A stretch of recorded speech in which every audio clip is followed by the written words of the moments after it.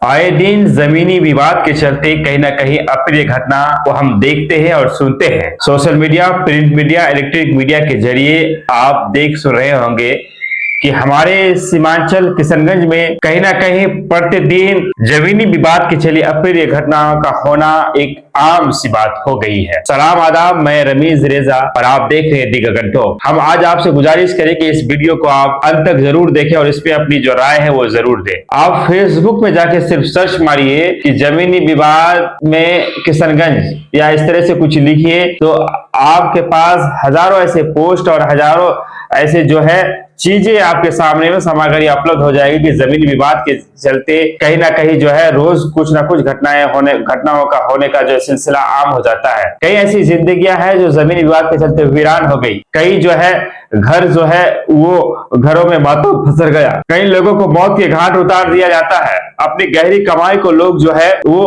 Court कचहरी पंचायती के चक्कर में जो है बर्बाद कर देते हैं। इनके क्या कारण है? आखिर जमीन विवाद किशनगंज में इतने ज्यादा क्यों है? जब इन कारणों पर आप बात करेंगे तो आप पाएंगे कि जमीनी विवाद किशनगंज में सबसे ज्यादा होने के कुछ कारण ये भी है कि यहाँ जो नाम है उस नाम को जो पहले लिखा जाता था पहले के जमाने में तो लोग ध्यान नहीं देते थे और थोड़ा सा इधर उधर करके लिखा गया है, इसलिए कागजी जो है चीजों में बहुत सारी कमी है। लेकिन वो सुधरेगा कैसे? इसके लिए सरकारी दफातरों की जो जटिल प्रक्रिया है लोग उसे परेशान हो जाते हैं। जमीन म्यूटेशन एक ऐसी प्रक्रिया है जो निःशुल्क होना चाहिए, लेकिन आप निःशुल्क के लिए अगर जाएंगे सरकारी पदाधिकारियों के पास, सरकारी कर्मचारियों के पास, तो आपको चक्कर काटने पड़ते हैं और आपको बार बार दोहराया जाता है, जानबूझकर आपको परेशान किया जाता है। हर चुनाव 2020 में भी हर नेता जो है जब चुनाव के मैदान में आते हैं वो जमीन म्यूटेशन को लेकर बात करता है और उसके बाद चुनाव जीतने के बाद वो भूल जाता है। हमारी बातों से आप ये बिल्कुल ना समझे कि मैं स्पेशल बहादुरगंज की बात कर रहा हूँ, ऐसा नहीं है।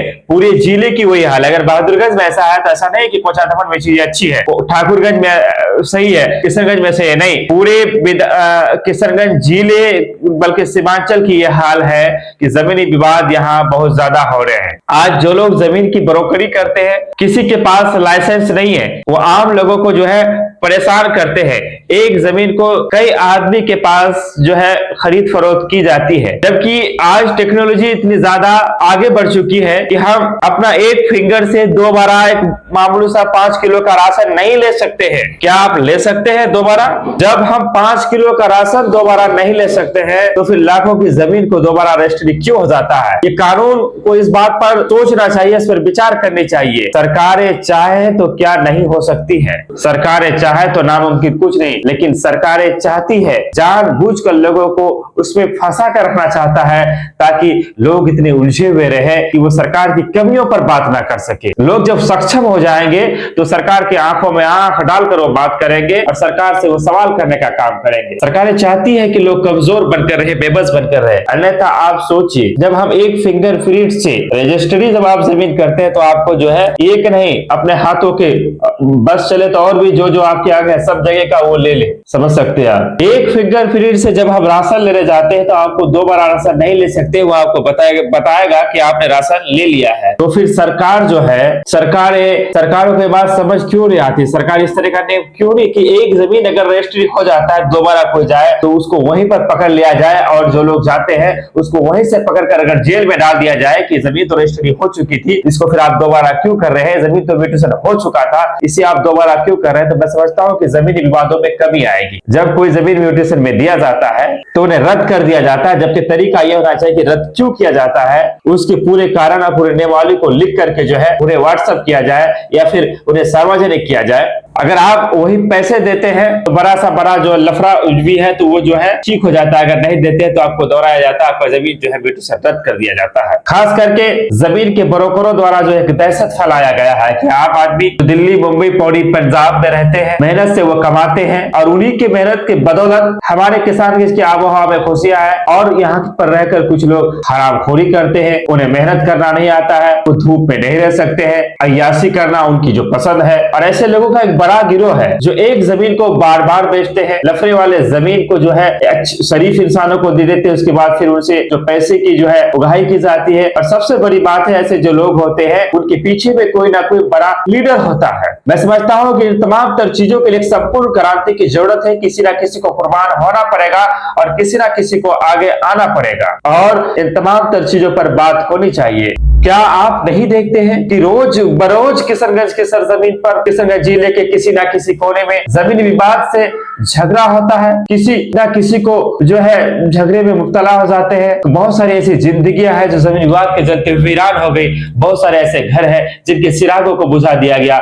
बहुत सारे ऐसे बच्चे हैं जिनके गार्जियन को मार दिया गया। बहुत सारे बच्चे यतीम हो गए।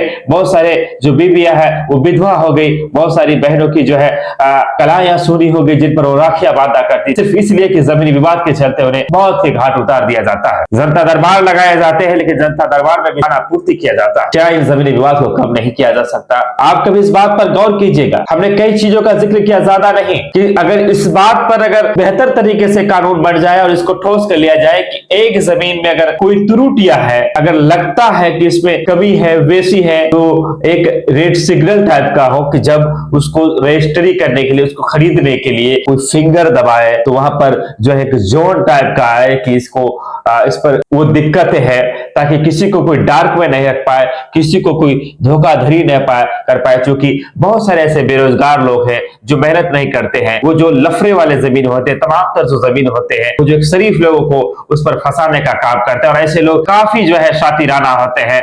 ऐसे नमक हरामों की वजह से हमारे जो अच्छे लोग हैं वो परेशान होते हैं। मैं समझता हूं कि इसमें किसी ना किसी को कुर्बानी देनी पड़ेगी और एक संपूर्ण क्रांति की जरूरत है। लेकिन नेता लोग इस पर आगे नहीं आएंगे क्योंकि वो डायरेक्ट तो नहीं करते हैं, लेकिन उन्होंने, आप देखिए, आप लिस्ट निकाल लिए ऐसे लोगों का जो जमीन के माफिया है, जो जमीन गलत जमीन को इधर से उधर करते हैं, लोगों को फंसा करके पैसे कमाते हैं। तो उनके पीछे में कोई ना कोई नेता है, वो बेमतलब का फलाना जिंदाबाद, ऐसा जिंदाबाद, माँ बाप, खालू नानू दादो बाप, उसको 50-60 बार बाप बाप बोलता है। इसलिए बोलता है कि कहीं वो गलत करे तो उसको नेताजी का जो है सहयोग मिले। हम आम जन जब जागरूक हो जाएगा, ऐसे लोगों को जब हम खदेड़ने का काम करेंगे, जिस तरह से क्रांति पार्टी निकला था और जब चोर चमारी का जो ज्यादा हो गया था तो एक क्रांति पार्टी हुई थी, आपने सुना था। जब उसे हमने आदमी ने जो आक्रोशित हुआ और उग्र मिजाज पर जब क्रांति पार्टी ने काम किया तो चोर चेहरों का जो है चेहरों का दहशत कम हुआ था। तो आज जमीन विवाद में जो होता है, एक बार उसी क्रांति पार्टी की जरूरत है। बस जरूरत है किसी एक आदमी को आगे आने की। हम चाहेंगे कि आप भी अपनी बातों को रखिए, इन चीजों पर कैसे जो है लगाम लगे। विदा लेते हैं आपसे, अपने शुक्रिया।